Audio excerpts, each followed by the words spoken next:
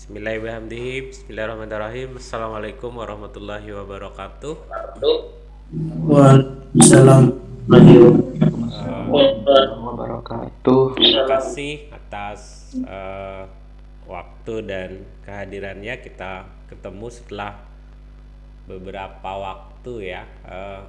Sebelumnya saya sampaikan permohonan maaf karena beberapa waktu yang lalu saya ada agenda ke Bandung, tetapi eh, dari sejak berangkat sampai pulang juga dalam kondisi yang tidak fit ya, tidak kurang sehat, sehingga ini pun masih dalam fase penyembuhan sebenarnya.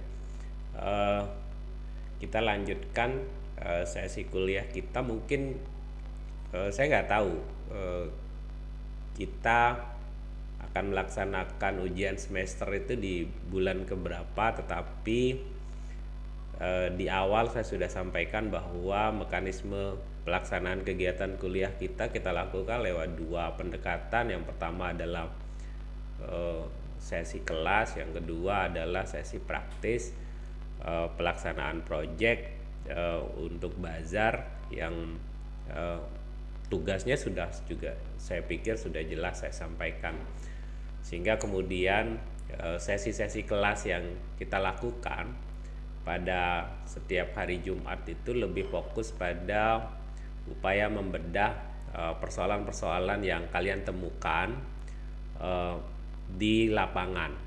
Misalkan kesenjangan antara teorinya bilang begini tetapi kok di lapangan seperti ini, bagaimana kondisinya dan segala macam. Sehingga proses pelaksanaan kegiatan kuliah itu dilakukan dengan pendekatan dua arah, bukan hanya satu arah.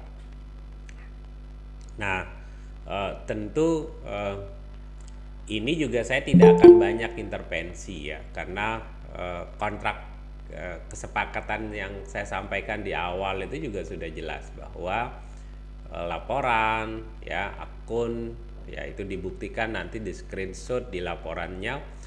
Kemudian bagus kalau ada aktivitasnya gitu, ada video, ada macam-macamnya di linknya, sehingga kemudian saya bisa cek, saya bisa nilai ya, bahwa ada batasan minimal, ada batasan maksimal nilai ya, itu realitas ya. Itu konsekuensi dari komitmen awal yang sudah, karena kalau misalkan tidak ada pengalaman belajar dari sebuah kegiatan project real ya, project based learning yang kalian lakukan, saya pikir belajar teori saja tidak cukup, karena kewirausahaan itu tidak bisa diajarkan. Kewirausahaan itu bisa dilakukan melalui proses experience learning ya, belajar dari pengalaman. eh, Pengetahuannya saja sih mungkin ya, membangun karakter sikap itu, kalau membangun kesadaran dan minat kita bisa lakukan lewat proses seminar, lewat proses diskusi. Tetapi yang berkaitan dengan karakter sikap dan keterampilan itu tidak bisa diajarkan lewat pendekatan klasikal, tetapi harus dibarengi juga dengan pendekatan project dan praktik. Nah, hari ini kita mungkin bicara soal lanjutkan dari apa yang sudah kita eh, nanti kalian bisa mengajukan raise hand kalau memang mau bertanya tentang apa yang saya sampaikan, atau misalkan ada hal-hal yang perlu kalian konfirmasi, tidak masalah. Saya ingin lanjutkan ke satu fase materi yang ada di buku ya, berkaitan dengan karakteristik dan nilai-nilai kewirausahaan. Di sini ada cover story ya. Tujuan pembelajarannya adalah bagaimana memahami karakteristik kewirausahaan, bagaimana Anda memahami ciri-ciri umum kewirausahaan, dan ada nilai-nilai hakiki dari seorang wirausahawan. Nah, ketika kita bicara soal entrepreneurship, kita tahu bahwa entrepreneurship itu adalah sebuah proses untuk mengidentifikasi Identifikasi ini adalah bagaimana melihat ide, peluang, ya, kesempatan, pasar dan konsumen untuk kemudian digabungkan dan membawa ke dalam visi ke dalam visi, ya, membawa visi dalam kehidupan. Artinya bahwa mengidentifikasi, menggabungkan dan bawa visi ke dalam kehidupan ini, visi itu bisa berupa ide, inovasi, peluang yang membawa pada satu hal, yaitu memberikan nilai kebaikan dan kebaharuan. Nah, hasil akhir dari proses tersebut adalah penciptaan usaha baru yang dibentuk pada kondisi risiko atau ketidakpastian. Nah, eh, dalam sejarah ketika pertama kali kewirausahaan itu diperkenalkan oleh Richard Castillon pada tahun 1755 misalkan, sebenarnya banyak negara, ya, eh, sudah ada yang melakukan kegiatan usaha, meski istilah yang digunakan tentu berbeda-beda. Misalkan kalau dulu misalkan di masyarakat Sasak, masyarakat kita itu, kalau di selatan itu namanya bedil. Bedil itu adalah sistem barter, menukar barang dengan barang. Misalkan orang-orang pesisir itu menukar ikan dengan beras dan segala macam. Lalu diperkenalkan oleh masyarakat Eropa, namanya sistem barter, yaitu menukar barang dengan barang sesuai dengan kebutuhan. Nah, di Eropa pun dalam konsep kewirausahaan sebenarnya juga sudah banyak dilakukan di banyak negara, tentu dengan istilah yang berbeda. Misalkan di Belanda, wirausaha dikenal dengan, ya, ondernemer itu. Lalu kemudian di Jerman dikenal dengan istilah Unternehmer gitu. Kemudian pada tahun 1950 pendidikan kewirausahaan mulai dirintis di beberapa negara seperti Eropa, Amerika dan Kanada, dan tahun 1970-an kemudian baru diajarkan pada banyak universitas dan dikasih nama mata kuliah manajemen usaha kecil. Jadi apa yang kemudian membuat dia menjadi penting adalah menyeragamkan faktor-faktor kesamaan atau hal-hal yang sama menjadi kunci sukses dari para pelaku usaha yang sudah ada di banyak negara, kemudian dilakukan riset, kemudian dirumuskan. Ini kira-kira persamaannya antara satu orang sukses dengan orang sukses yang lain itu di mana? Nah, dari situlah kemudian konsep kewirausahaan itu kemudian lahir menjadi sebuah pengetahuan. Apa karakter yang harus dimiliki? Misalkan percaya diri, ya, pantang menyerah, kemudian berpandangan ke depan, punya visi ke depan, ya, inovatif, kreatif, berpikir kritis gitu, pintar memanfaatkan peluang dan segala macam bentuk jujur, berintegritas, disiplin misalkan. Itu adalah bentuk-bentuk karakteristik kewirausahaan yang melekat pada para pelaku, orang-orang yang sukses di bidang usahanya. Nah, di Indonesia sendiri pendidikan kewirausahaan itu mulai dikenal pertama kali dan diajarkan pada universitas menjadi salah satu bagian dari kurikulum pendidikan ilmu ekonomi, ya. Ini walaupun memang sampai hari ini di kampus-kampus besar misalkan seperti UI, bahkan dengan yang terkenal sebagai salah satu produsen, ya, UGM, UI, Undip, Brawijaya dan lain-lain, itu sebagai kampus yang melahirkan banyak ekonom besar di Indonesia, itu justru tidak semua program studi atau fakultasnya itu kemudian menawarkan mata kuliah kurikulum kewirausahaan di dalam kurikulumnya. Dan ini menjadi salah satu tantangan ketika kemudian hari ini salah satu dari karakteristik yang termasuk di dalam 6 prinsip profil pelajar Pancasila yang dituangkan oleh Mas Menteri dalam kurikulum Merdeka itu adalah kewirausahaan. Atau bahkan saya memaknai misalkan daya saing global itu dalam empat indikator. Yang pertama adalah memiliki kecakapan di bidang bahasa, kemudian yang kedua adalah memiliki kecakapan di bidang teknologi, yang ketiga adalah memiliki kecakapan secara karakter, mentalitas dan sikap gitu. Kemudian yang keempat itu adalah memiliki kecakapan di bidang kewirausahaan. Dan inilah salah satu yang menyebabkan atau mendorong kemudian kenapa di kampus harusnya punya upaya yang lebih, karena visi Universitas Hamzah Anwadi itu adalah berbudaya santri dan berdaya saing global. Nah, budaya santri ini kan karena kita ada di lingkup pondok pesantren, kemudian berdaya saing global itu adalah ya harus kita maknai dalam tiga hal itu tadi: memiliki kecakapan bahasa, kecakapan di bidang teknologi, dan memiliki jiwa entrepreneurs. Nah, jiwa entrepreneurs inilah kemudian kita tuangkan. Nah, beberapa hal yang berkaitan dengan konsep dan karakteristik kewirausahaan itu secara umum, misalkan kewirausahaan itu dimaknai sebagai suatu sikap dan jiwa ya, dan kemampuan yang dimiliki oleh seseorang untuk menciptakan sesuatu yang baru dan memiliki nilai baik bagi dirinya maupun orang lain. Intinya bahwa harus memiliki daya inovasi, menjadi seorang inovator. Nah, inovasi itu bisa lahir dari critical thinking. Tidak bisa jadi lahir dari orang-orang yang hanya berpikir menerima saja. Dia harus berpikir. Atau Aristoteles bilang begini, orang hebat itu berpikir tentang ide, bicara soal ide. Orang-orang besar itu dalam pembicaraannya selalu berpikir dan berbicara soal ide, dan ide itu lahir dari cara berpikir yang kritis, pertanyaan-pertanyaan kritis tentang dirinya.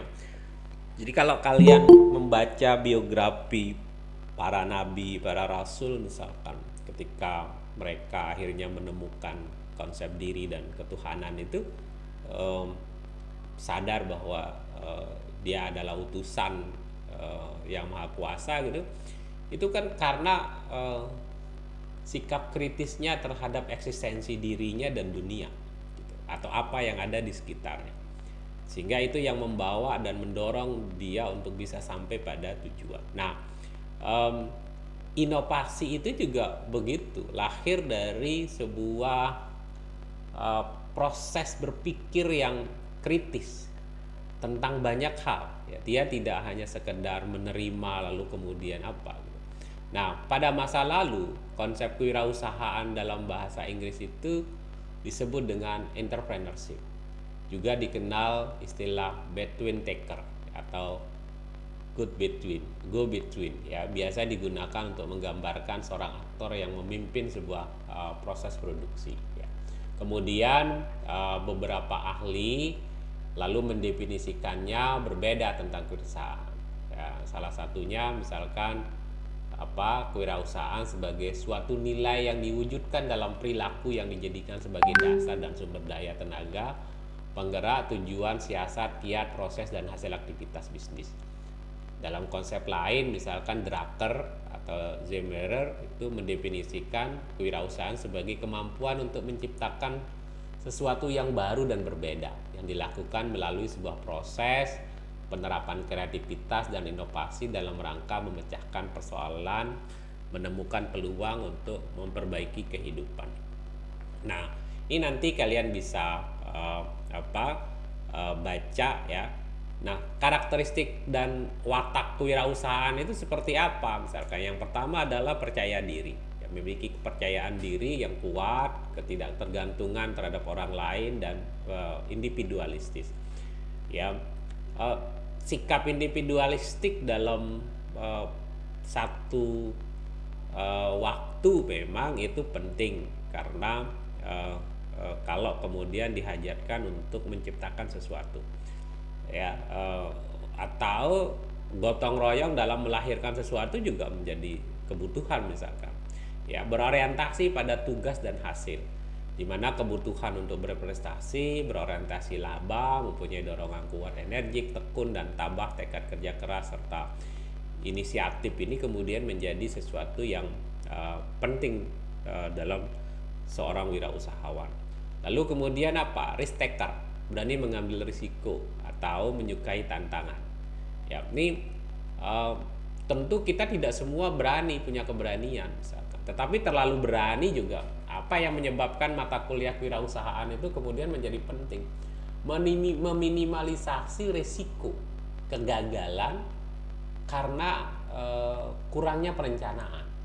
Maka mata kuliah kewirausahaan itu memberikan pemahaman, memberikan pengetahuan, memberikan secara umum, secara konsep tentang beberapa faktor atau variabel yang harus diperhatikan ketika seseorang ingin membuat perencanaan usaha atau membuat ide bisnis atau bagaimana membuat usaha, membangun usaha. Bahwa itu bisa sukses bisa gagal, iya, tetapi risiko kegagalan itu bisa diantisipasi. Berbeda dengan yang street smart yang saya bilang kemarin, ya book smart dan street smart tugasnya mungkin adalah mencari 3 profil tentang orang-orang sukses yang kemudian membangun usahanya dengan dan apakah dia termasuk book smart atau street smart misalnya, ya. Nah itu kalau orang-orang yang street smart itu kan try and error saja, bahwa berapa kali dia mencoba itu akan sangat tergantung kepada bagaimana proses yang dia jalani. Sama juga perencanaan, kalau semakin matang, semakin komprehensif sebuah rencana bisnis Anda buat, Anda lakukan, maka tentu risiko kegagalannya juga semakin kecil. Lalu apa? Keorisinalan. Ini tentu kita tidak ingin jiplak, tidak ingin copy paste, ya, bahwa kita terinspirasi dari usaha orang lain, tentu itu jadi reference. Tetapi tentu kita harus mencari sesuatu yang bersifat original, sesuatu yang bersifat asli, ya, berbeda sekali dengan produk yang dilakukan. Nah, inovatif, kreatif, dan fleksibel, berorientasi pada masa depan, memiliki visi dan perspektif terhadap masa depan. Ini adalah beberapa karakteristik yang kemudian ada. Tapi berbeda dengan Scarborough, ya, dan Zimmer tentang 8 karakteristik kewirausahaan. Desire for responsibility misalnya, ya, memiliki rasa tanggung jawab atas usaha yang dilakukan. Nah, saya tidak bisa bayangkan kalau kemudian ketika Anda membuat rencana usaha misalkan hanya sekedar bagaimana supaya lulus dari mata kuliah ini ya akan lucu, ya. Kalau kemudian kita berpikir bahwa hanya sekedar memenuhi persyaratan saja, ya kita cenderung akan melakukan seadanya, yang penting jadi, ya. Preference for moderate, atau lebih memilih risiko yang moderat, artinya selalu menghindari risiko yang terlalu rendah dan terlalu tinggi. Ini sikap yang kemudian tengah-tengah, ya. Confident and their ability to success, memiliki kepercayaan diri untuk memperoleh sebuah kesuksesan. Ya, kita kalau perencanaannya matang, kemudian tahapannya kita buat secara terstruktur, tentu hasilnya juga terukur. Maka dengan begitu tingkat kepercayaan diri kita untuk berhasil itu juga bisa. Kenapa? Karena kita merasa yakin bahwa tahapan yang kita lakukan dari setiap perencanaan yang sudah Anda buat itu kemudian terstruktur dan terukur, gitu. Jadi bisa dievaluasi. Misalkan target pasarnya jelas. Salah satu contoh misalkan kemarin saya ke Bandung itu kan mewakili yayasan yang saat ini sedang membangun holding bisnis pondok pesantren. Ya, apa yang membuat kemudian saya yakin misalkan ketika saya mempresentasikan dulu 2 tahun yang lalu ketika Pak Ketua Yayasan meminta bertanya ke saya, lalu meminta saya untuk membuat usulan tentang usaha apa yang kemudian akan dilakukan. Pertama kali saya coba adalah melihat potensi demand. Apa potensi demand dan apa persoalan yang ada di lingkup yayasan selama ini. kita punya dari hitungan saya yang kemudian pada saat itu ternyata begitu banyak. Karena apa? Karena ada sekitar 16.000 santri dan mahasiswa yang hidup, yang belajar sepanjang tahun di seluruh lembaga pendidikan di bawah Yayasan Pendidikan Hamzan Wadi Pondok Pesantren Darun Nadatain NWDI Pancor. Ya, itu besar sekali. Dan selama ini kemudian kita mulai dari hulu hilir itu kan tidak ada yang mencoba untuk mensuplai. Kalau kita bicara soal supply chain atau rantai bisnisnya, ini kan tentu banyak sekali. Maka memulai dari proses apa? Identifikasi apa yang paling dibutuhkan. Yang pertama adalah yang saya lihat dan itu setiap tahun berulang-ulang. Itu adalah pakaian seragam. Siapa yang kemudian mensuplai kebutuhan seragam siswa santri selama ini di universitas atau di Yayasan Pendidikan Hamzan Wadi? Itu kan kita nggak tahu. Orang melakukan bisnis to bisnis atau secara individu memanfaatkan potensi yang ada untuk kepentingan keuntungan pribadi, tidak untuk kepentingan yayasan. Ya. Lalu kemudian saya bilang sama Pak Ketua Yayasan, saya bilang, Pak, bagaimana kalau kita mulai dari bisnis konveksi? Kita mulai dengan konsep kerjasama kemitraan dengan guru, dengan masyarakat, dengan siswa untuk memproduksi pakaian seragam, tetapi kita jual pada siswa. Kita sudah mulai, walaupun banyak sekali tantangannya di awal. Kenapa? Karena kita berhadapan dengan orang-orang yang selama ini sudah nyaman dengan bisnis ini dan dia hidup dari situ. Ya, tahun pertama berjalan walaupun banyak tantangan karena proses produksi, karena secara kualitas jahitnya tidak bagus, keterbatasan modal, keterbatasan sumber daya manusia gitu kan. Sehingga tantangan eksternal dari orang-orang yang kemudian melihat bahwa ini tidak pas, profesionalisme teman-teman yang melihat bahwa ini mungkin tidak bisa jalan, sehingga selama ada kesempatan untuk dapat untung diambil untung gitu. Itu jadi persoalan ya di awal, tetapi alhamdulillah pada saat itu kita bisa membukukan cukup keuntungan yang cukup signifikan.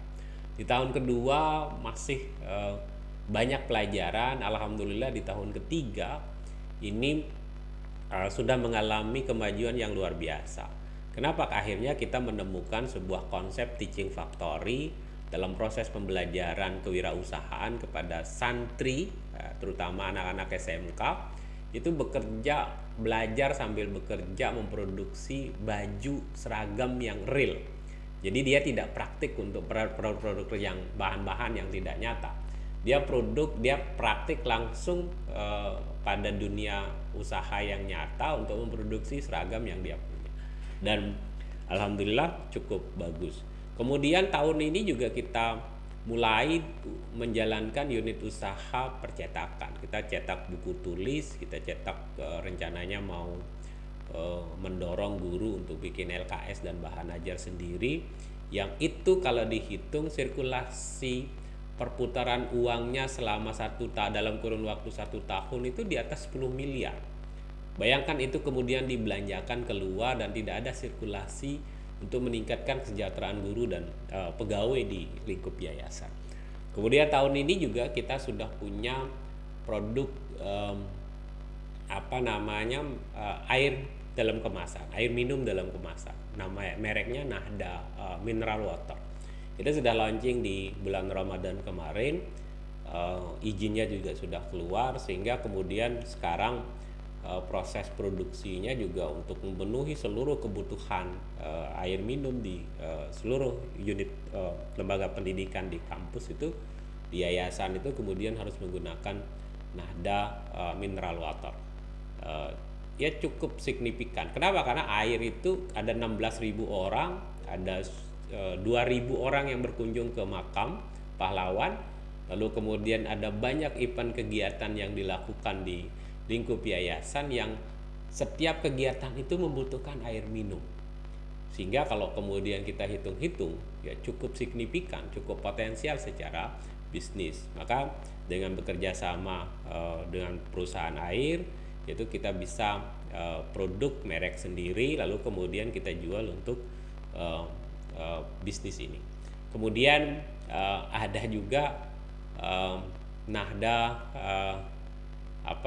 Nahda Mart dan Nahda Sembako. Ini lebih fokus pada upaya-upaya untuk apa? Kenapa saya pikir begitu? Karena tentu melihat peluang yang ada, gitu.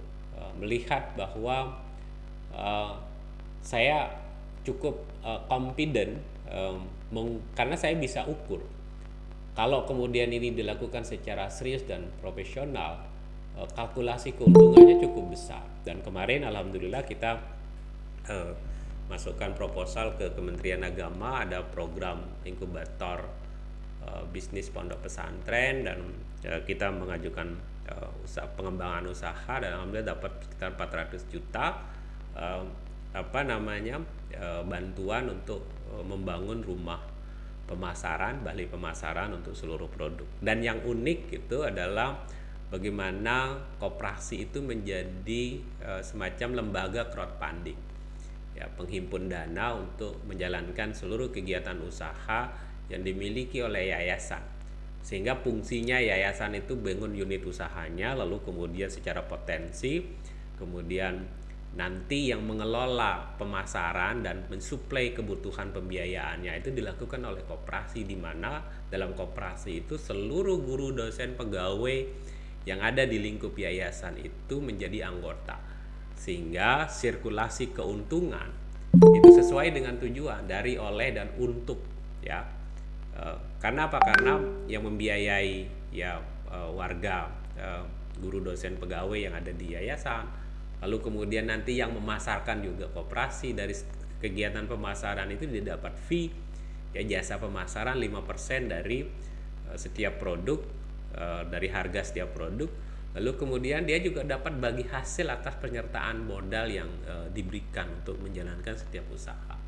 Nah, di 2 tahun berturut-turut alhamdulillah sudah berhasil membukukan laba dan bisa membagi SHU walaupun tidak besar karena skala usahanya masih sangat terbatas.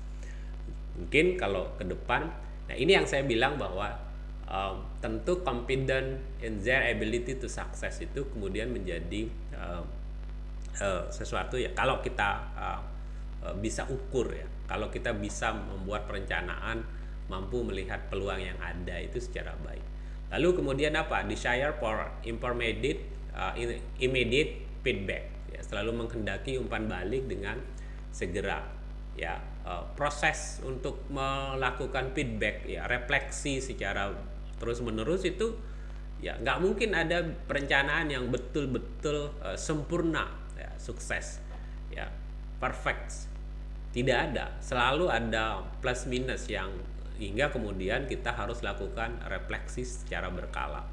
High level of energy, memiliki semangat dan kerja keras untuk mewujudkan keinginannya demi masa depan yang lebih baik. Nah, tentu harapannya adalah apa? Yang saya bayangkan itu kan pondok pesantren begitu besar, tetapi kemudian tidak memiliki holding bisnis. Kalau kita lihat di beberapa tempat, misalkan Sidogiri misalkan, salah satu pondok pesantren dengan martnya itu Basmalah, nama martnya, nama minimarketnya, supermarketnya, dan sebar itu asetnya triliunan. Kenapa? Karena dia mampu, air minumnya namanya santri, ya, seluruh kegiatan unit usahanya itu kemudian dikelola untuk membangun kemandirian pondok misalkan. Nah, bagaimana dengan Anda sebagai mahasiswa? Tentu itu juga penting. Yang susah itu kan melihat begitu banyak orang berkumpul dalam satu wadah, dalam satu ekosistem, tetapi kita gagal mendeteksi kebutuhan mereka apa untuk kita konversi menjadi bisnis. Nah, harus butuh energi, harus butuh untuk melihat ini sebagai sesuatu yang apa. Sayang sekali memang karena apa? Karena program kunjungan lapangan ke kampus-kampus besar itu yang punya tradisi atau kultur kewirausahaan bagus itu tidak lagi dilaksanakan. Kalau kemudian kalian masih bisa lihat, misalkan suatu hari kalian berkunjung ke Surabaya, ke kampus Ciputra, itu tidak ada lahan yang kemudian terbuang sia-sia kalau di sana. Setiap lahan itu dimanfaatkan oleh mahasiswa untuk kegiatan usaha. Jadi halaman parkir itu pun dikelola oleh mahasiswa. Kelompok mahasiswa mengajukan proposal ke kampus lalu dengan sistem pengelolaan sehingga mereka sewa. Dan itu memberikan feedback, pendapatan kepada mahasiswa untuk kegiatan-kegiatan. Dan itu boleh. Tidak ada tempat-tempat yang kemudian sekarang, saya sih berharap misalkan kita punya sentral bisnis di kampus yang kemudian nanti berupa food court ya. Lalu kemudian anak kalian bisa sewa di cut ya. Uh,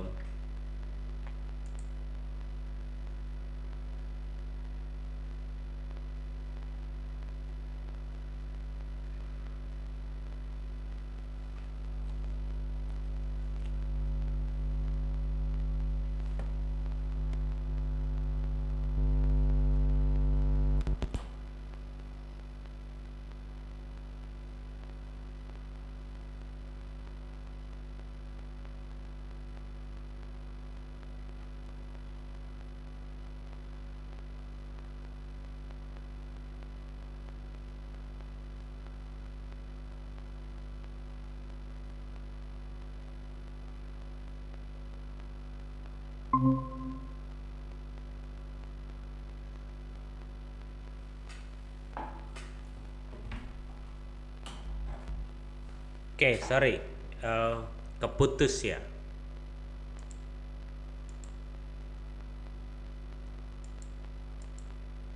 Oke. Eh, ini keputus ya. Halo. yang putus tadi. Oke, ya. Saya lanjutin. Eh, saya sih berharap misalkan di kampus itu ada apa namanya, ada eh, sebuah bisnis center yang kemudian di situ kalian bisa eh, kelola ya secara swakelola, di mana seluruh unit usaha yang ada yang dimiliki oleh mahasiswa itu bisa dijajakan di situ untuk kemudian berbisnis. Nah, harapannya sih demikian. Tetapi tentu ini juga butuh apa ya, butuh proses yang agak panjang untuk meyakinkan manajemen, lalu kemudian macam-macam ya. Eh, saya mungkin untuk sekian kali bercerita bahwa membangun kesadaran kolektif ya di kampus tentang kewirausahaan itu eh, butuh jalan yang sangat tricky ya, tidak mudah ya. Kalian bisa konfirmasi ke Pak Danang, ke teman-teman yang lain, bagaimana di sejak 2012, artinya sekarang udah 10 tahun yang lalu itu kita betul-betul meyakinkan, berusaha untuk bicara soal pentingnya membangun budaya kewirausahaan di lingkungan kampus, uh, supaya kemudian mahasiswa tidak hanya memiliki kompetensi keilmuan tetapi juga punya keterampilan di bidang wirausaha. Itu tidak mudah ya, dimarahin ya, diomelin, tapi pelan-pelan itu kemudian akhirnya bisa bisa bisa uh, terrealisasi walaupun masih belum uh, sempurna lah menurut saya. Tetapi paling tidak secara kelembagaan ada pusat inovasi dan inkubator sekarang.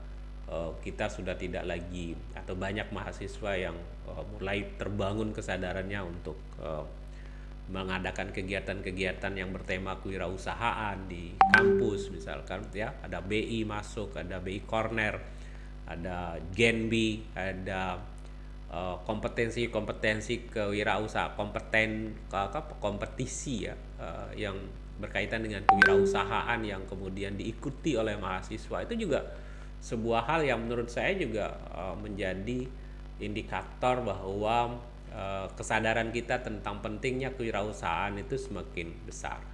hari ini mengalami kemunduran sedikit, tetapi tentu saya sudah berupaya untuk bangun komunikasi dengan kepala pusat kurikulum untuk memperbaiki struktur dan pengelolaan kurikulum kewirausahaan menjadi kurikulum pada level universitas, supaya seluruh program studi itu kemudian menawarkan kurikulum kewirausahaan pada kurikulumnya, mata kuliah kewirausahaan pada kurikulumnya, dengan sistem pembelajaran dengan menggunakan pendekatan team teaching, di mana program studi pendidikan ekonomi itu kemudian membentuk kelompok dosen pengajar kewirausahaan yang nanti bekerja secara kolektif untuk mengajar kewirausahaan di semua program studi, dikolaborasikan dengan pusat inovasi dan inkubator bisnis yang nanti secara kelembagaan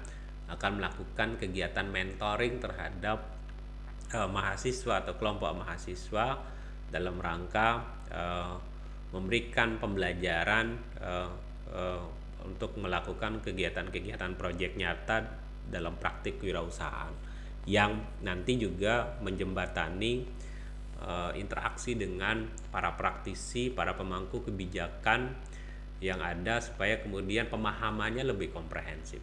Dan ini menjadi tugas panjang yang memang harus dilakukan. Nah, lalu apa? Ada nilai-nilai perilaku dan perilaku kewirausahaan, misalkan kayak komitmen menyelesaikan tugas hingga selesai. Ini juga kadang-kadang kan menjadi pertanyaan kita ya, saat sekarang misalkan kayak kalian itu kan ada beberapa yang sudah punya NIB, sudah punya PRT, sudah punya sertifikasi halal gitu. Ketika mata kuliah ini kemudian dilanjut, kalian kan pikirannya tidak going concern. Ketika membangun usaha, membuat produk, bikin ide, itu kan tidak berpikir untuk supaya usaha ini terus bisa saya kelola, saya jalankan untuk bisa menjadi sumber income saya, tidak hanya untuk sebagai prasyarat mata kuliah. Dan ini yang saya kritisi, komitmennya yang kemudian tidak kuat. Resiko moderat, tidak melakukan spekulasi melainkan berdasarkan perhitungan yang matang, melihat peluang, memanfaatkan peluang yang ada, objektivitas, umpan balik, optimisme, uang, manajemen, proaktif.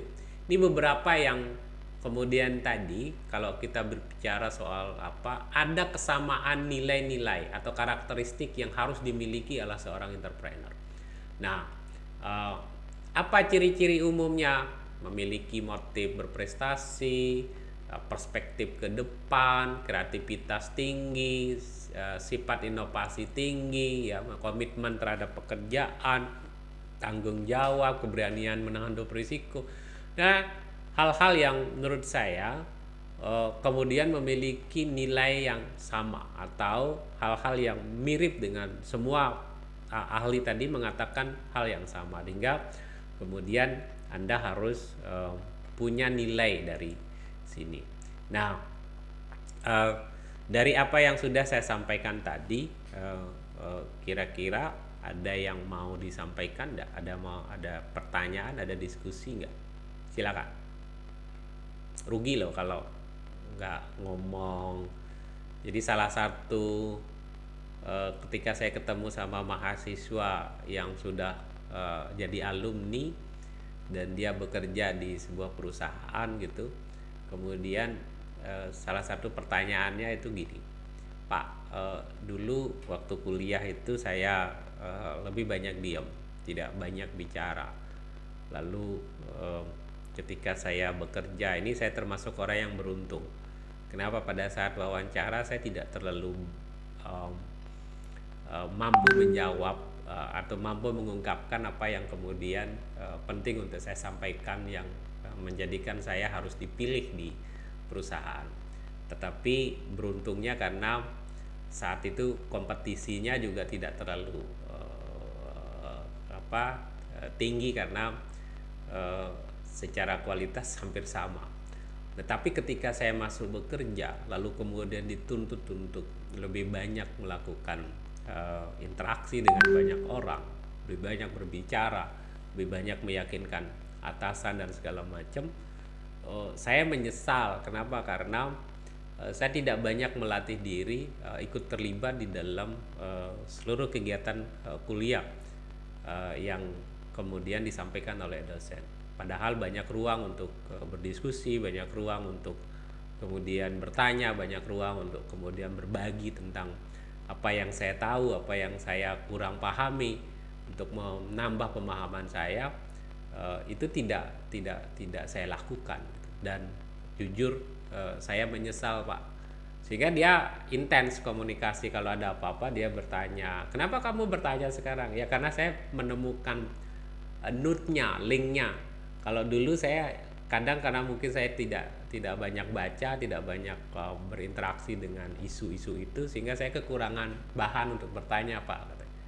Nah, eh, hari ini kan kalian bukan tipe orang yang sama seperti mahasiswa yang saya ceritakan hari ini, gitu. Kenapa? Karena sumber belajar itu begitu banyak, bahkan lebih lebih banyak dibandingkan dengan kemampuan dosen di dalam menjelaskan. Bisa jadi kalian bisa share sesuatu. Misalkan kalian tahu, misalkan hari ini kita diskusi soal ChatGPT. Saya coba artificial intelligence, kecerdasan buatan untuk menunjang seluruh apa namanya kehidupan kita, memudahkan kita. Ya, saya coba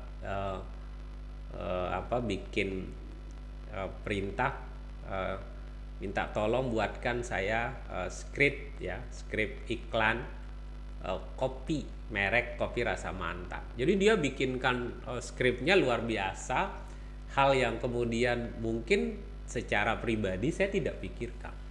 Lalu kemudian kemarin saya coba, waktu saya bagi ada kegiatan di Bima, pulang dari Bandung langsung ke Bima untuk kegiatan sekolah penggerak. Saya karena sakit, kemudian saya sampaikan ini adalah beberapa teknologi fitur yang kemudian akan mengancam posisi Bapak Ibu sebagai guru di masa yang akan datang, saya bilang. Lalu saya kasih dia, bikinkan saya slide tentang mata pelajaran A, gitu. Ya, dia lengkap sekali slide-nya, dari prolog sampai akhir sampai penutup gitu, ada sekitar 15 slide, isinya juga bagus-bagus gitu. Dan dia ambil dari banyak sekali sumber referensi yang kemudian kalau kita sendiri mungkin tidak punya cukup waktu dalam waktu sesingkat itu untuk mencari sumber referensi yang sama gitu. Nah, lalu kemudian saya ajarkan juga bagaimana buat penyelesaian kalau mahasiswa atau siswa kita ke depan itu kalau mau nanya atau mencari jawaban dari soal-soal matematika, soal-soal fisika, soal kimia, itu ke siapa gitu. Dengan menuliskan pertanyaannya saja lalu kemudian soalnya di dalam chat, maka nanti akan keluar pembahasannya panjang lebar sesuai dengan kebutuhan kita. Kita bisa ulang, kita bisa minta terus penjelasannya sampai betul-betul kita mendapatkan pemahaman cara yang paling mudah. Ini juga menjadi soal. Ini juga menjadi tantangan. Kemudian yang ketiga, misalkan saya kemarin habis nulis artikel tentang PDRB, pertumbuhan ekonomi, indeks pembangunan manusia, lalu angka pengangguran terhadap tingkat kemiskinan di 10 kabupaten kota di Provinsi NTB. Saya kesulitan mencari datanya. Saya tanya sama ChatGPT data jumlah angka pengangguran selama 10 tahun. Jadi dia merancang, mensarinya dari data-data kabupaten dalam angka dan provinsi dalam angka, data BPS. Itu kemudian dia tumpukkan satu-satu. Jadi saya bisa bandingkan dengan data yang saya bisa dapatkan sehingga saya akhirnya memudahkan. Ini adalah beberapa bentuk ya yang bahwa itu membantu, bahwa butuh penyesuaian, iya, bahwa kita masih juga harus mengkomparasi karena konsep teknologi itu kan garbage in garbage out. Kalau sampah yang kita masukkan ya sampah juga yang keluar, maka harus ada filter, harus ada proses penyesuaian. Saya dikritik sama mahasiswa juga, alumni sini yang kerja di software house di perusahaan Jepang, itu bilang, Pak, saya kok terganggu dengan Bapak yang kemudian mempromosikan AI gitu.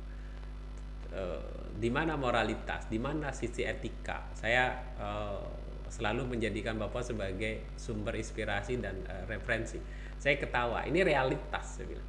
karena nggak bisa kita hindari, ya, nggak bisa kita hindari. Lalu kemudian dia baca artikel lagi bahwa sekarang ini sudah ada uji coba AI 5, Artificial Intelligence 5, yang kapasitasnya itu 100 kali lebih besar dari AI 3, ya, AI 4. AI 4 itu baru 17.000 triliun kapasitas daya simpannya. Bayangkan 17.000 triliun itu sudah luar biasa sekali banyaknya, dan AI 5 itu yang sedang diuji coba hari ini kapasitasnya 100 kali lebih besar dari AI 4. Ya. Berarti besok kalau kalian ngetik apa-apa itu mereka sudah apa? Bill Gates, Elon Musk, dan beberapa penggiat teknologi, inovator di bidang teknologi itu mengkhawatirkan ini, bahwa sebaiknya ini tidak diteruskan gitu. Karena ini akan merusak seluruh tatanan dunia. Ya, Anda tahu misalkan 4G dengan e-marketplace yang kemudian banyak merubah tatanan kehidupan kita, mulai dari yang tadinya offline kemudian menjadi online seperti hari ini. Bayangkan 5G besok itu kemudian sudah cenderung ke 6G yang hari ini. Lalu muncul juga artificial intelligence baru yang kemudian menggemparkan seluruh dunia hari ini. Sebelum metaverse juga ramai dibicarakan, maka tantangan kita ke depan juga semakin besar, dan ini memberikan apa, tantangan sekaligus juga banyak peluang bagi kalian kalau kemudian kalian bisa memanfaatkan ini secara maksimal. Ya, silakan kalau ada yang mau bertanya. Kalau nggak ada, yang nggak apa-apa, kita cukupkan. Ya ada. Oke, kalau tidak ada ya sudah. Terima kasih atas waktunya. Mudah-mudahan tugas. Oke, Izul silakan. Terima kasih. Ini saya mau nanya, sih untuk seorang menjalani pengusaha itu gimana Pak? Putus-putus suaranya Zul. Gimana? Ini kan mahasiswa ingin buka usaha saat itu untuk bisa ringan untuk mahasiswa. Bisa nggak di chat, ditulisin di chat Zul? Saya kok putus-putus suaranya. Ada yang lain jelas nggak? Putus-putus. Putus-putus. Putus-putus ya. Ya, artinya bukan saya aja. Coba ditulisin di kolom chat Zul. Bisa Pak? Ya. Silakan sambil nunggu Izul nyatet. Ada yang lain juga biar saya tampung. Nggak ada? Masa nggak ada? Ayo, silakan Ade, Rizky. Ini Pak, saya mau bertanya mengenai pembuatan laporan kegiatan kita nanti yang akan kita ceritakan pas UAS gitu. Nah, dalam laporan itu apa saja yang kita cantumkan sebagai hasil kegiatan laporan kita nanti? Laporan kegiatan kewirausahaan. Oke. Terima kasih Zul. Ade? Ya, di laporan itu kan sama seperti laporan pada umumnya. Misalkan ada pendahuluan di situ, itu kan ada latar belakang, nama usaha, ya kan. Kemudian produk, nama kelompok dan segala macamnya itu di situ. Lalu di bab 2-nya nanti pelaksanaan kegiatan usaha. Ya, pelaksanaan kegiatan usaha itu misalkan mulai dari persiapan, lalu kemudian pelaksanaan kegiatan. Nah, selama pelaksanaan kegiatan itu kan nanti dilampiri dengan kegiatan bazarnya tanggal berapa, ada kegiatan foto, lalu kemudian siapa saja terlibat, ada berapa jenis barang yang dijual dan segala macam, ya. Lalu kemudian di situ juga nanti di akhir itu laporan transaksi, misalkan proses kegiatan promosinya dilakukan lewat mana saja, misalkan ada akun medsos, ya, ada Facebook, ada Instagram, ada YouTube misalkan, ya, ada banner, ya itu di di list aja foto-foto kegiatannya sebagai bukti, dilengkapi dengan keterangan. Baru kemudian nanti di bab 3 itu adalah kesimpulan dan saran. Nah, kegiatannya ya kalau itu kan lebih kepada lesson learning yang kalian dapatkan dari setiap kegiatan yang ada, itu kan nanti ya bab 3 lah, penutup ya. Bab penutup itu ya di situ. Nah, bab 2 itu berisi tentang laporan pelaksanaan kegiatan. Bab 4 itu tentang bab 1 itu tentang pendahuluan, ya latar belakang, tujuan, ya kegiatannya gitu. Profil usaha yang kalian punya ya di situ ditaruh di situ. Atau bisa juga profil itu di bab 2, terserah nanti ditentukan saja ya. Yang penting bahwa kalau saya kegiatannya real, tidak dibuat-buat gitu. Tidak dibuat-buat maksud saya itu udah ngambil foto di mana karena sampai hari ini juga akun medsos yang itu saya nggak pernah lihat ada yang bikin banner kirim ke saya secara japri sih, oke. Cuman persoalannya adalah bukti bahwa kegiatan itu betul dilakukan itu belum ada, karena waktunya juga nggak banyak ya. Izul nggak jadi nulis, Jul, ditulis Jul di kolom chat, atau jangan di chat di sini loh Zul, ada kolom chat di Zulkifli ya, ini di kolom chat ya. Izul Bayan bukan. Ya, jika mahasiswa ingin membuka usaha, saran dari Bapak usaha apa yang dijalankan yang ringan dan apa strategi yang efektif untuk dibedakan saya memahami target pasar dalam memulai bisnis baru. Kayak ini pertanyaannya sih bagus ya. Usaha apa? Nah kan kita tidak sedang bicara soal apa. Tentu sekarang kalian Izul atau teman-teman Zulkifli harus dengan teman-teman yang lain bisa lakukan riset. Apa yang lagi in hari ini ya, apa yang sedang hot untuk potensial untuk kemudian dijadikan usaha. Yang lagi tren misalkan sekarang kan cenderungan kita itu ikut-ikutan. Saya bilang ada 3 faktor yang mendorong orang menjadi seorang wirausaha. Yang pertama adalah terpaksa ya. Keterpaksaan itu kan karena nggak punya pekerjaan, tuntutan harus membiayai hidup keluarga gitu kan, karena sudah tidak punya kesempatan untuk jadi PNS dan macam-macam, semua usaha sudah dia lakukan, sehingga kemudian dia tidak punya kesempatan untuk jadi apa-apa, akhirnya berjualan. Apa yang bisa ya, dia cari keterampilan yang paling bisa. Maka saya pernah bilang bahwa coba bikin list nama. Caranya mengidentifikasi jenis usaha yang bisa kalian lakukan itu yang ringan itu, coba pertama bikin daftar list potensi apa yang ada hari ini di sekitar kalian. Bikin aja sebanyak-banyaknya, bisa 10, bisa 20 list saja, tulis dulu ya, tulis. Lalu kemudian dari daftar itu kemudian pilih berdasarkan 3 kategori. Yang pertama adalah kalian suka, kalian hobi ya, sesuatu yang jenis usaha itu atau bidang itu kalian suka. Yang kedua adalah kalian memiliki pengetahuan di situ, kalian punya keterampilan di situ. Hobi, suka, saya juga punya pengetahuan di situ. Yang ketiga itu dibutuhkan pasar ya. Oh, ini kalau dijadikan apa, banyak orang yang butuh, banyak orang yang ingin gitu, dan tidak banyak yang supply. Nah, yang keempat kalau mau ditambahkan itu bahan bakunya banyak.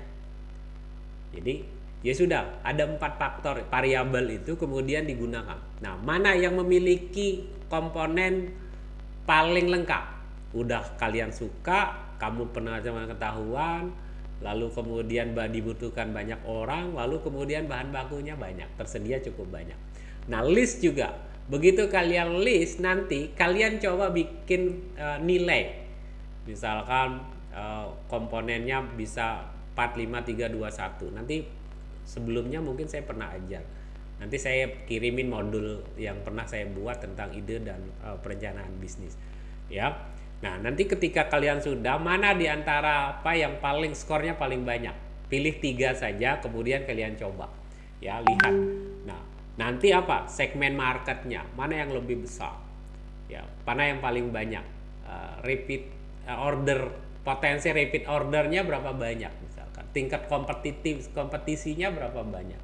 Ya, itu nanti dilihat. Ya. Sehingga dari situ kita akan tahu sebenarnya jenis usaha yang punya kecenderungan untuk bisa bertahan lama dan apa itu bakal bakal kita pahami, bakal kita temukan. Nah, misalkan kalau sekarang apa yang orang banyak, kalau baju itu kan tingkat apa eh, repeat ordernya itu nggak banyak karena orang bisa beli baju itu nggak sering ya. Tapi coba bayangkan skincare ya, apa gitu, kalau perempuan itu kan bisnis kecantikan itu ya eh, luar biasa gitu ya. Kita bisa lihat misalkan kalau kalian pernah dengar ada revolusi em, Muslim ya, 1.0, 2.0, 3.0, ya kan. Eh, Pertumbuhan kelas era revolusi Muslim market itu kan, pertumbuhan itu kan 1.0 dulu itu kan tumbuhnya kesadaran eh, para perempuan dan laki-laki muslim itu untuk menggunakan busana muslim, busana muslimah. Maka lahir Saskia Sungkar, lalu artis-artis itu kemudian punya fashion merek apa tentang baju muslim ya, muslim fashion. Itu 1.0. Revolusi Muslim 2.0 itu adalah sampai kepada tempat lokasi-lokasi yang kemudian harus sesuai dengan syar'i, sesuai dengan syariah. Ya, nuansanya kalau cari tempat makan, cari tempat kafe atau apa, menyediakan tempat-tempat beribadah. Kemudian revolusi Muslim 3.0 itu sampai kepada sertifikasi halal. Ya, ada nggak sertifikasi halalnya? Dan sekarang lagi rame nih soal bagaimana sertifikasi halal untuk memperkuat branding, apakah itu makanan, apakah itu produk yang lain gitu. Sekarang tren tren Muslim 1.0, 2.0, 3.0 ya di situ. Sekarang sudah mulai kita. Lalu kemudian yang 4.0-nya apa? Dia menggunakan bank syariah atau tidak gitu kan. Label-labelnya, walaupun kemarin beberapa hari bank syariah Indonesia itu sempat dihack ya, lalu kemudian data 1,5 juta data nasabahnya itu kemudian dicuri ya, password, jumlah tabungan dan segala macam, bahkan ada yang sudah lapor bahwa saldo rekeningnya berkurang, habis ya, dan itu terjadi gitu. Nah, ini kan potensi-potensi perubahan gerakan apa. Dan satu lagi misalkan ada tren kalau bisnis hari ini itu kan berbasis ekosistem komunitas misalkan ada tren di anak muda, terutama di generasi kalian Gen Z itu adalah bahwa anak-anak Gen Z atau generasi Gen Z itu mulai bosan dengan rutinitas smartphone. Mereka cenderung ingin menggunakan HP jadul, HP yang satelit, HP yang tidak terkoneksi dengan apa, sehingga mereka lebih punya privasi. Mereka lebih ingin tidak terdeteksi gitu. Jadi sudah bosan dengan itu, sehingga kemudian mereka menghindari apa yang disukai oleh generasi sebelumnya itu tidak dilakukan oleh generasi Z. Nah, ini adalah potensi-potensi yang kemudian kalian harus lakukan riset kecil. Nah, proses riset kecil itu sumber daya apa potensi sumber daya, bisa manusia, bisa alam, bisa teknologi, bisa keterampilan bisa macam-macam yang ada di sekitarmu, coba identifikasi, bikin listnya 1 sampai 20 sampai 30 terserah. Lalu kemudian nanti klasterisasi mereka berdasarkan satu, apakah mana yang paling kamu suka, urutkan berdasarkan tingkat kesukaanmu. Mana yang kemudian kalian punya keterampilan untuk membuatnya, supaya waktu untuk belajar membuat sesuatu itu tidak terlalu panjang.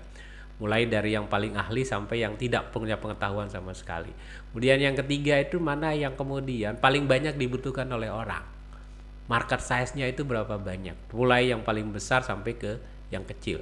Kemudian yang keempat itu adalah mana yang bahan bakunya tersedia cukup banyak untuk mendapatkannya. Kalian nggak perlu harus cari ke jauh-jauh dan tidak perlu keluar banyak duit. Nah, dari 4 hal itu nanti kalian akan temukan, lalu kalian mau apakan ini, ya. Nah, di modul yang pernah saya buat tentang ide yang rencananya memang mau dicetak, sedang proses, itu ada itu tabulasi format untuk menyusun itu sampai kemudian dia bisa menjadi satu ide sampai pada proses penyusunan rencana bisnisnya. Jadi gitu Zul.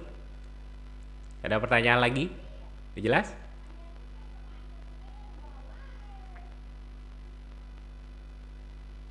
Halo? Sudah ya? Halo. Oke, silakan. Ada lagi yang lain?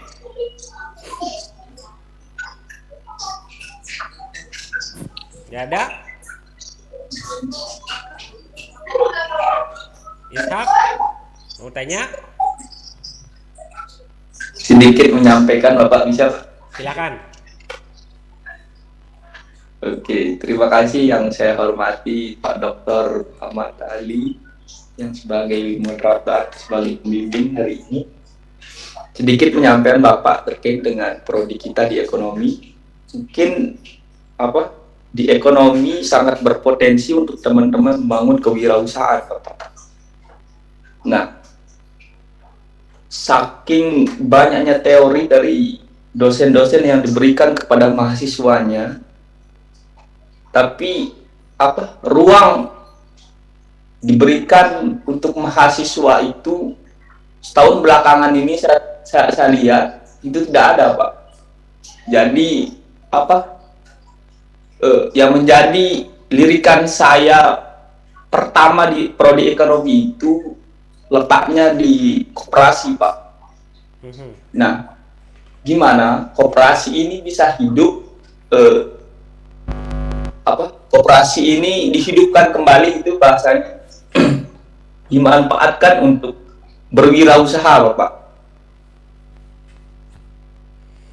Itu kan sangat berpotensi untuk teman-teman yang memiliki ide-ide untuk membangun kewirausahaannya. Contohnya, jadi riset di mahasiswa itu yang pertama itu nasi bungkus. Jadi itu kebutuhan yang premier kebutuhan pokok lah istilahnya, Bapak.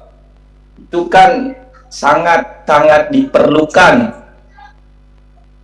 di dalam kebutuhan manusia. Itu ndak habis-habis dia itu. Kalau nasi itu bisa dijual di koperasi itu, Pak. Jadi seakan-akan kita di prodi ekonomi itu, di situ kita diberikan teori, di situ kita praktiknya, Pak. Jadi kita tidak perlu lagi terjun ke istilahnya kayak di luar lah. Ngapain kita membuka atau praktek di luar, bahwasanya ada loh potensi untuk kita istilahnya kayak itu untuk jualan di itu, Pak. Kenapa kita tidak praktik langsung di prodi kita, sedangkan ada loh ruang di sana untuk kita jualan di koperasi itu, Pak. Saya lihat 1 tahun ini koperasi itu ya dia mati. Itu bagaimana caranya untuk menghidupkan kembali untuk teman-teman khususnya di ekonomi, Pak. Terima kasih. Baik. Ya, koperasi kita itu adalah bagaimanapun koperasi kampus itu adalah salah satu peninggalan saya sebagai kaprodi.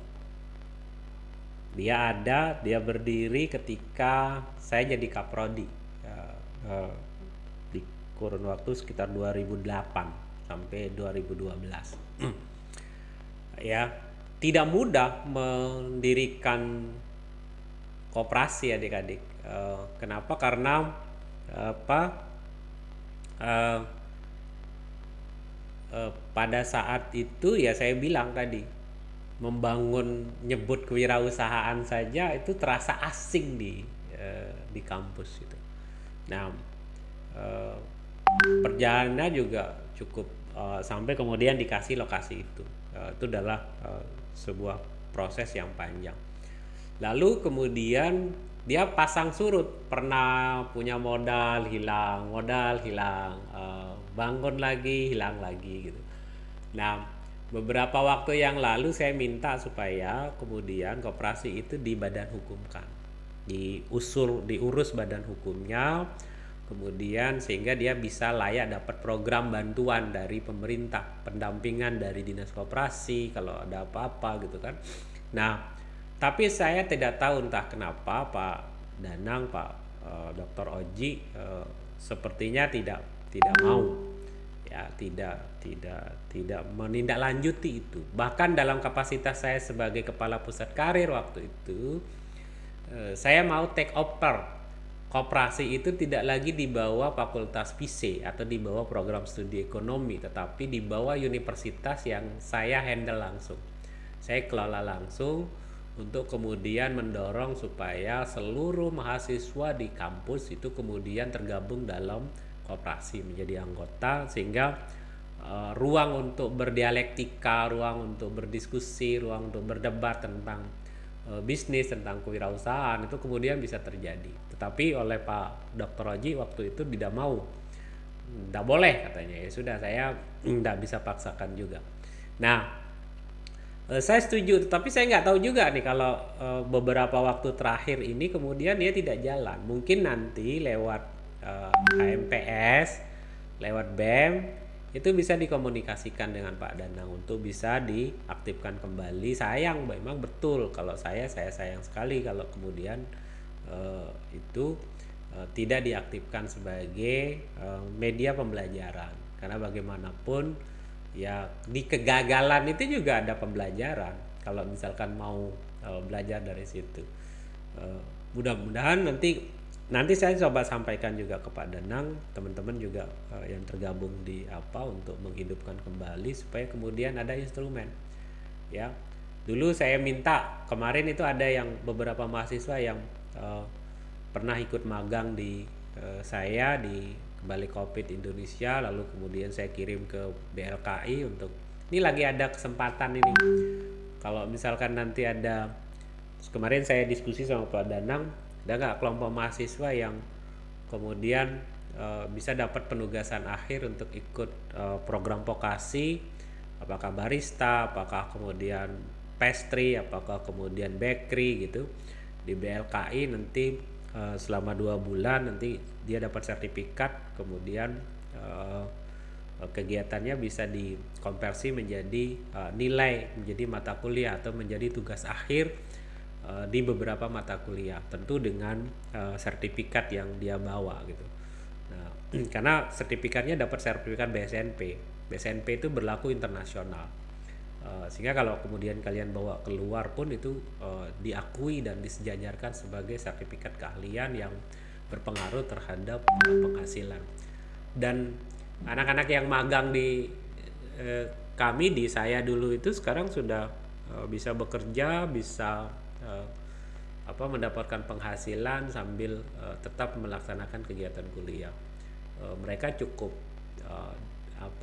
cukup laku lah ya di kafe-kafe di sekitaran Pancor di Lombok Timur ini, kemudian menjadi barista.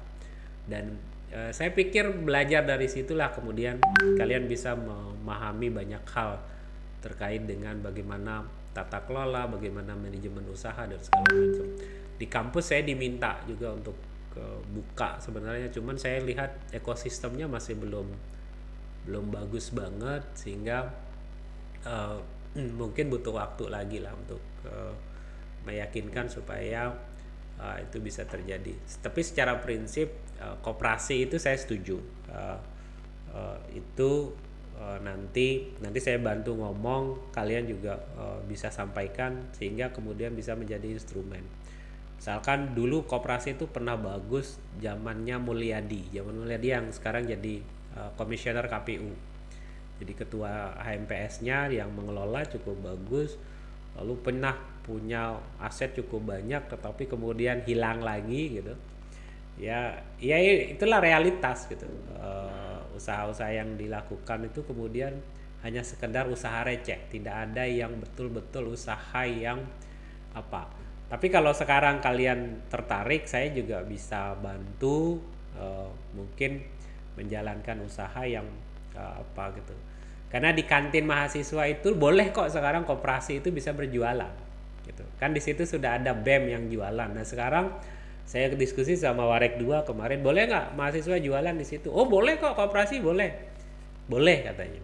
Ya kalian apa? Itu keuntungannya cukup besar. Jualannya hanya minuman, hanya apa, dan kalian bisa kolektif kok jualan di situ. Kalau mau maksud saya. Tetapi tentu dengan apa? Itu keuntungannya cukup besar. Pendapatannya bisa 4-5 juta loh sebulan. Dari usaha yang segitu-gitu saja, yang kantin mahasiswa yang sebelahnya itu. Karena banyak yang makan. Kalau kalian bisa kerjasama dengan beberapa produk untuk kalian bawa ke sana, terutama produk makanan, ya dengan sirkulasi yang bagus, ya saya pikir potensial sekali untuk jadi tempat pembelajaran. Itu maksud saya kenapa kalian harus melihat. Kalau dari aktivitas usaha bazar, kalian bisa melihat bagaimana membangun sense of bisnis kalian itu dalam melihat peluang yang ada, kemudian kalau saya jual di sini nih kayaknya laku, bagaimana caranya melakukan, dan kalian punya hak sebagai mahasiswa untuk merealisasikan hal itu. Tentu bikin perencanaannya, bikin proposal bisnisnya, nanti tinggal disampaikan. Kan butuh penataan sedikit saja itu, banner, lalu batas-batas sedikit, kursi dan mejanya sudah disediakan sama kampus gitu. Kalau ada makanan-makanan yang sedikit kekinian misalkan ya, Korean food gitu kan, ada makanan-makanan yang apa, walaupun misalkan bisa melakukan pola kemitraan dulu sampai kemudian nanti apa ya, itu terserah. Coba bayangkan ada ratusan mahasiswa PGDJ PPG yang kemudian mereka full day kuliah di situ, mencari tempat makan, tidak bisa dapatkan tempat makan yang dengan menu yang variatif. Kalau menu di kampus itu kan menu BPJS itu ya seadanya saja, jadi ya segitu-gitu saja gitu. Silakan. Terima kasih Pak Ishak atas masukannya, saya setuju. Tinggal bagaimana komunikasi, nanti saya bisa bantu saya komunikasikan sama Pak Dani. Ada lagi yang lain? Kalau tidak ada, nanti kapan-kapan kita meet ketemu di kampus. Kalau yang serius itu datang, japri saja atau bisa ke rumah juga nggak apa-apa. Nanti kita diskusi banyak hal ya. Mungkin kalian mau bikin usaha apa, pingin mentoring, pingin konsultasi, saya buka kesempatan untuk kalian datang secara individu, secara kelompok untuk bertanya dan berdiskusi soal itu. Oke, saya pikir itu aja dulu untuk hari ini. Terima kasih atas waktu dan luangnya dan perhatiannya. Kurang lebihnya mohon maaf. Terima kasih sekali lagi. Wallahul muwaffiq wal hadi ila sabilir rasyad. Assalamualaikum warahmatullahi wabarakatuh. Waalaikumsalam warahmatullahi wabarakatuh.